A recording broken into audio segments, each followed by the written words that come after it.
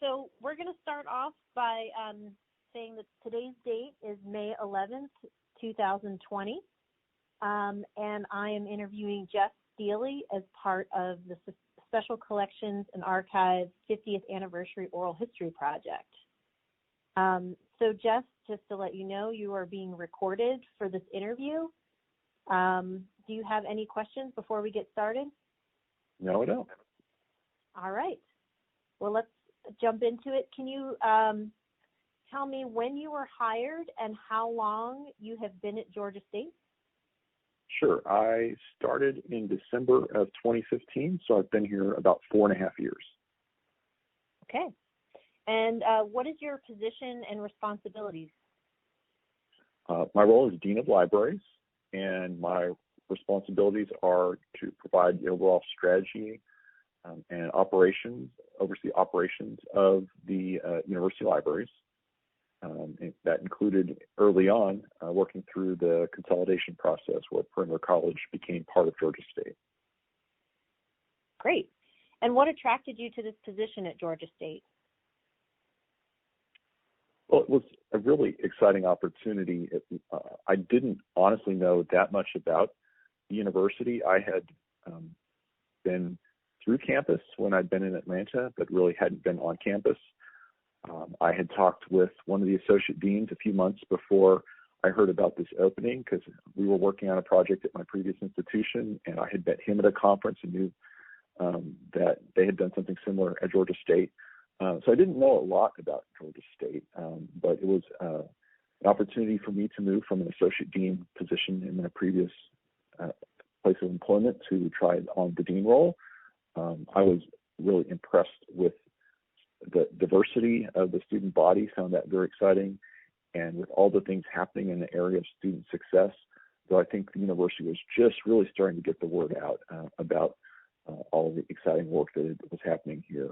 And I was also excited about working at a public institution of higher education. I'd done a lot of coursework, often at private and public colleges and universities. I've done more recently my master's and some other coursework at University of Texas at Austin, and really had a passion for public higher education. So I saw that as another advantage or exciting thing about Georgia State.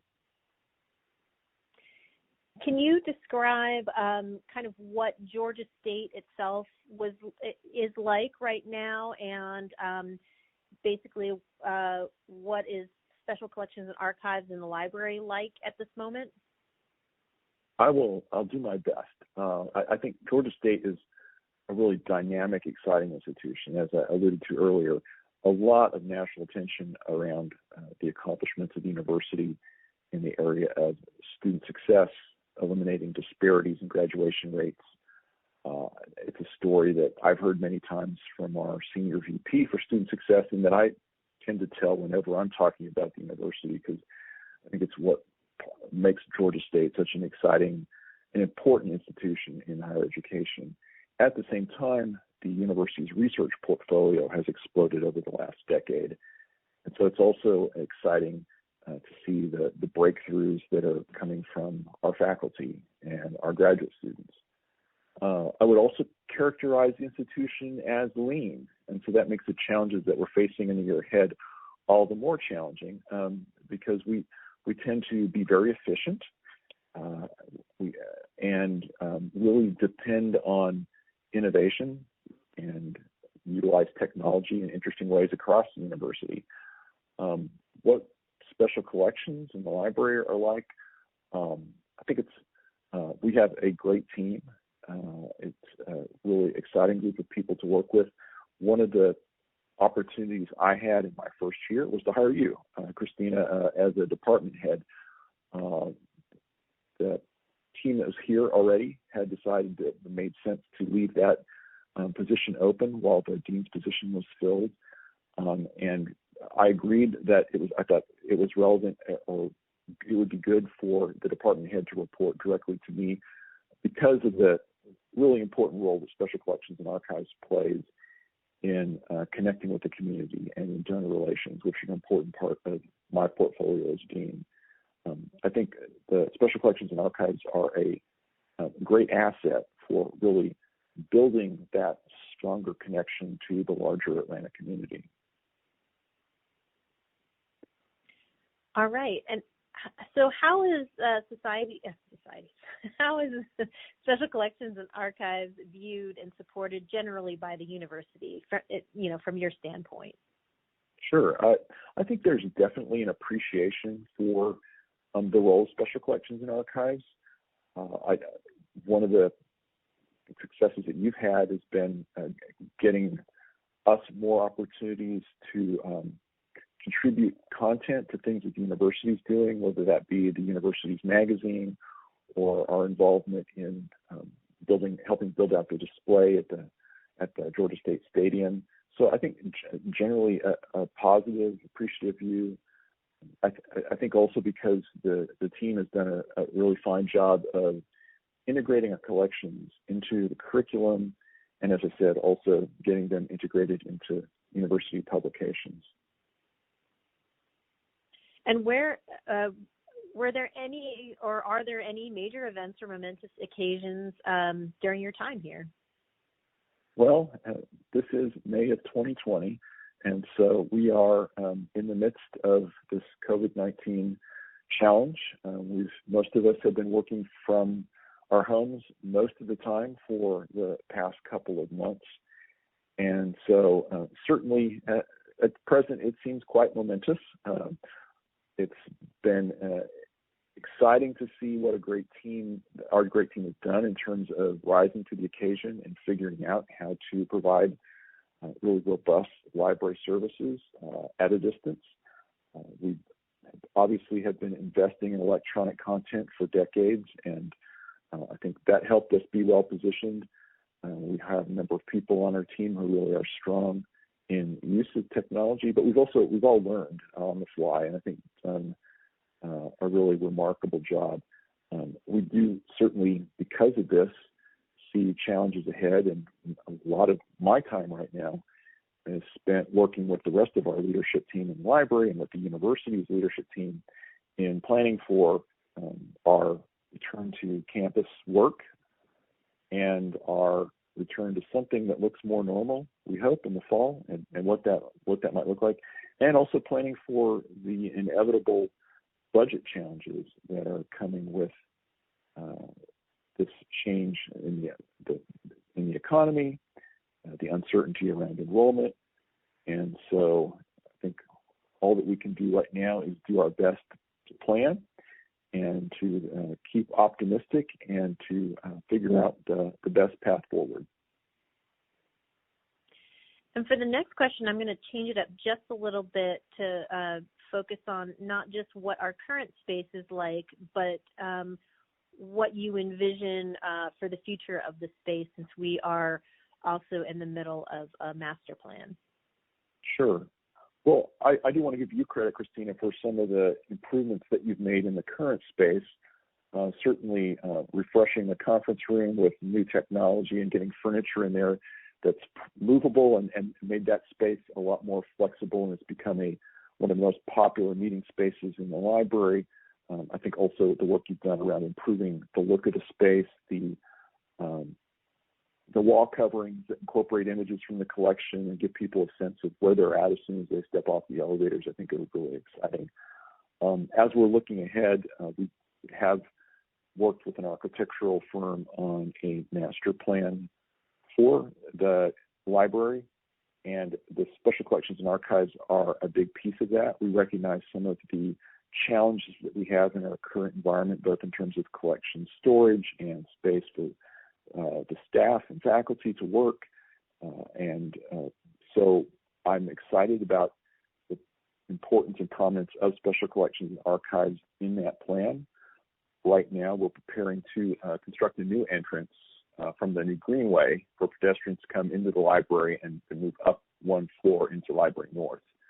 The next step in that process will be taking the C lot underneath Library North and making that a student-focused study area. And then Special Collections are part of the next set of planned changes. We want to bring Special Collections down to the 5th floor. Right now, it's kind of separated from the rest of the user experience between a couple of floors of library staff. So we'd like to bring it down, connect better with students. The space would have better workspace for the faculty and staff in the department, a modern reading room, a classroom and meeting space, and improved exhibit spaces. Okay. Can you name any major changes or improvements so far to Special Collections and Archives during your time at Georgia State? Well, I know there's been just some changes in the tools that are being used by the department. For example, moving the finding aids into archive space. And so part of that's just a natural progression to kind of what's next. I think one of the biggest changes probably is that we repurposed a faculty line. Whenever a position becomes available, we have a conversation about what the most pressing needs are. And it was really clear that skill set that we were short on was somebody with real expertise working with digital materials. And so when we had a vacant faculty line, we collaborated, the two of us, to create the digital preservation archivist position. And I think that has been a real plus for us to modernize how we're handling both born digital materials and those things that we are digitizing. Okay, and what were there any major challenges you faced so far in your time at Georgia State, particularly related to special collections? Well, I think going back to that issue of space, I think that's been the biggest challenge. Not only kind of the fact that it's removed, but also where the collections are housed. We really don't have enough space. The collections currently are in 3 different locations. None of them are ideal in terms of climate control, and so none of them were designed originally for preservation of a collection. So I think that's probably the biggest challenge that we're facing right now. And were you able to overcome any of these challenges so far, and how? Well, I'd say we're working on it. One is by incorporating special collections and archives as a priority in the library facility master plan. Another piece of our space plan is to create appropriate climate-controlled space that's really intended for collections. And so to get there, we are pursuing grants and private philanthropy. Something that's interesting about how Special Collections and Archives is funded at Georgia State is that while the positions are funded largely by our university appropriation, much of the work we do is dependent upon gifts, including several endowments that we have. And so right now we're working on that fundraising piece and to figure out how to create the space that we need for the future. And have you faced any opposition or challenges to Special Collections and Archives from the university administration, or has the administration been generally supportive? Well, I definitely think the administration has been supportive. One of the things that's exciting, that's great about our collections, is they can at times be a little edgy. They tell a story of the diverse people of Atlanta and the region. And so I see my role as dean is just to make sure that the lines of communication are open with university administration, including the folks in governmental relations. My main goal is that there shouldn't be any surprises, and I want to empower them. I want to help them to know what's coming and to give them language to help articulate to whoever might have a concern about collections, the mission of a research library and of archival collections.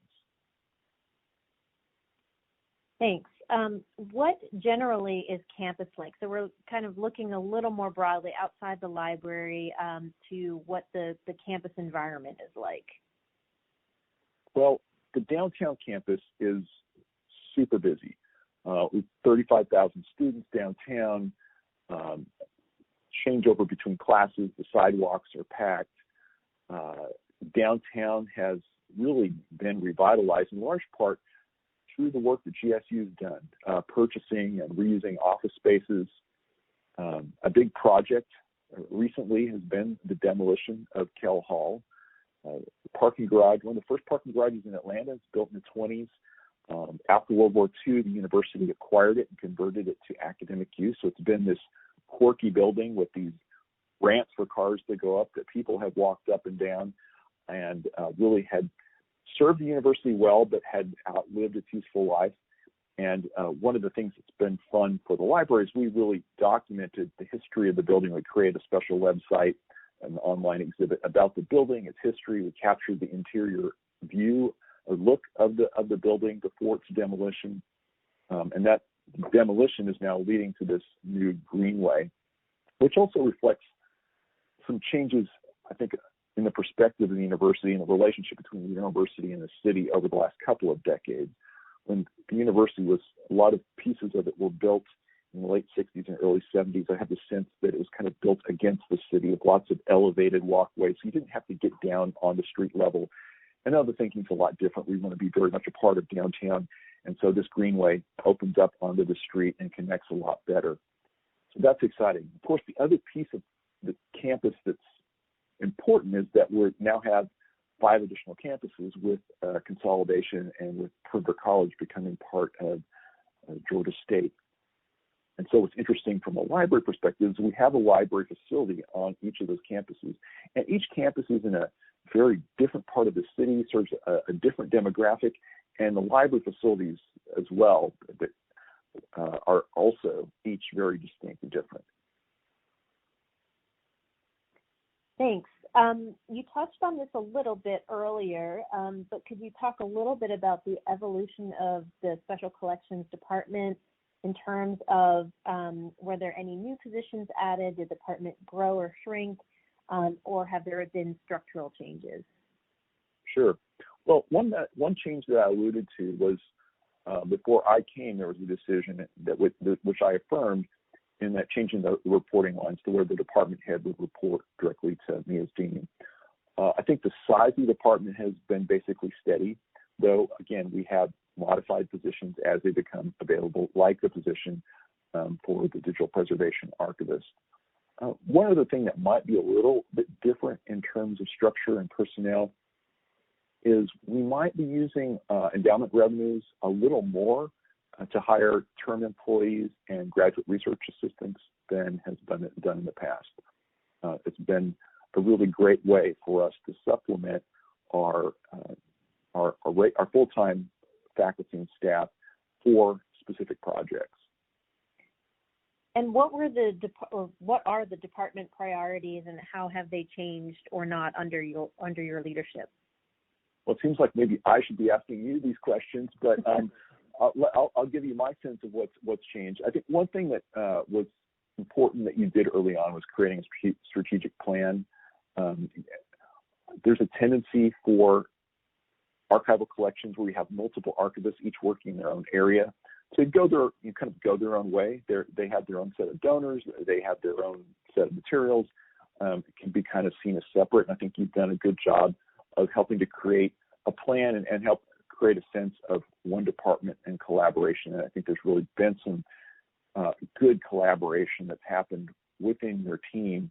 I know you've also worked at improving processes. You've worked at better space utilization. Those are all important changes.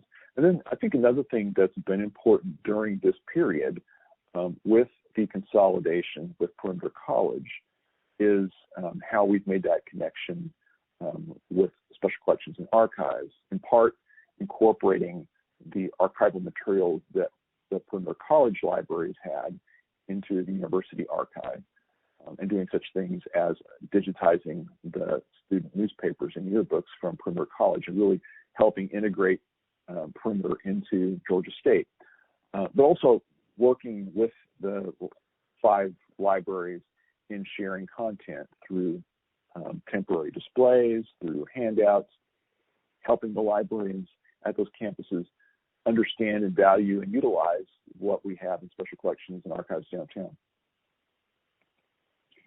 And what do you feel are your specific priorities for Special Collections and Archives, both now and moving forward into the future? Sure. For me, Special Collections and Archives are really what set a research library apart, what distinguish it. we all collect the same commodity scholarly materials to some extent. So we're buying the ebooks and the print books, the monographs that are available. We're buying the same scholarly journals.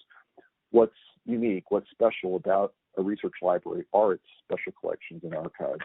And so they play a really important role within scholarship, within academia, of sort of defining the university and the library.